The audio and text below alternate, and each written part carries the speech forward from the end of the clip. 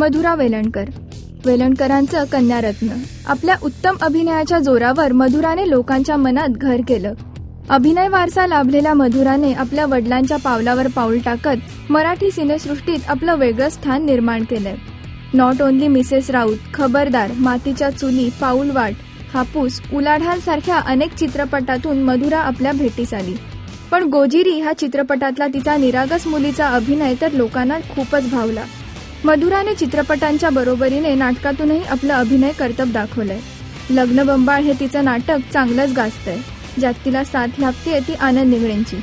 मधुराची अशीच उत्तरोत्तर प्रगती हो हीच आशा.